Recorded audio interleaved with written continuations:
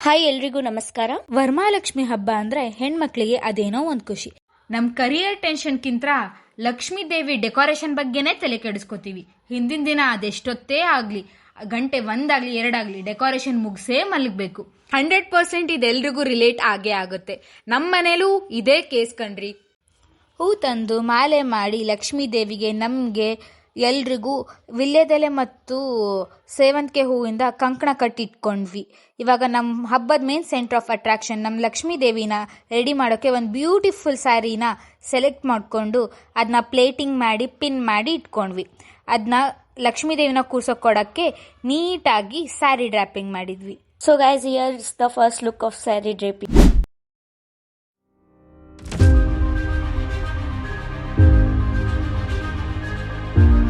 ದೇವಿನ ಕೂರ್ಸೋಕೆ ತಟ್ಟೆ ರೆಡಿ ಮಾಡ್ಕೊಂಡ್ವಿ. ಒಡವೆಗಳು ಹಾಕಿದ ಮೇಲೆ ದೇವಿಗೆ ಬರೋ ಕಳೆನೇ ಚಂದ. ಹಬ್ಬದ ದಿನ ಕಳಶಕ್ಕೆ ಪೂಜೆ ಮಾಡಿ ಆರತಿ ಮಾಡಿ ಒಳಗ್ ತಗೊಂಡ್ವಿ.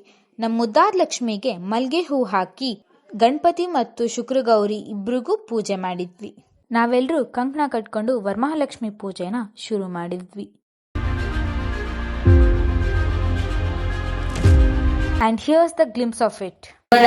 ಏಕಕಾಲೇ ಪಟೇ ನಿತ್ಯಂ ಮಹಾಪಾಪ ವಿನಾಶಂ, ದ್ವಿಕಾಲೇ ಪಟೇ ನಿತ್ಯಂ ಧನಧಾನ ಸಮನ್ವಿತಂ, ತ್ರಿಕಾಲೇ ಪಟೇ ನಿತ್ಯಂ ಮಹಾಶತ್ರು ವಿನಾಶಂ, ಮಹಾಲಕ್ಷ್ಮಿ ಭವೇ ನಿತ್ಯಂ ಪ್ರಸನ್ನವದನ ಶುಭ. ಇತಿ ಶ್ರೀ ಮಹಾಲಕ್ಷ್ಮಿ ಸ್ತೋತ್ರಂ ಸಂಪೂರ್ಣಮಂ.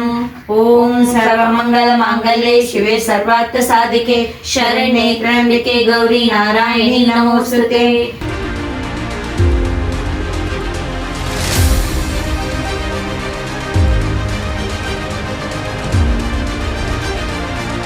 ಸಂಜೆ ಎಲ್ರಿಗೂ ಅರ್ಶಿನ ಕುಂಕುಮ ಕೊಟ್ಟು ಉಡಿ ತುಂಬಿದ್ವಿ. ಎಲ್ಲರೂ ಸೇರಿ ಹಬ್ಬ ಮಾಡಿದ್ದು ತುಂಬಾನೇ ಖುಷಿ ಆಯ್ತು. ನಮ್ಮ ಮನೆಯಲ್ಲಿ ಈ ವರ್ಷದ ವರಮಹಾಲಕ್ಷ್ಮಿ ಹಬ್ಬ ತುಂಬಾ ಚಂದಾಗಿ ಮುಗೀತು. ಹಬ್ಬ ಮುಗಿದ್ರು ಈ ದಿನ ನೆನಪು ಮಾತ್ರ ಯಾವಾಗ್ಲೂ ಇರುತ್ತೆ. ರಿಯಲ್ ಕಂಟೆಂಟ್ಗೋಸ್ಕರ ನನ್ನ ಚಾನೆಲ್ ಅನ್ನ ಸಬ್ಸ್ಕ್ರೈಬ್ ಮಾಡೋದನ್ನ ಮರಿಬೇಡಿ. Thank you.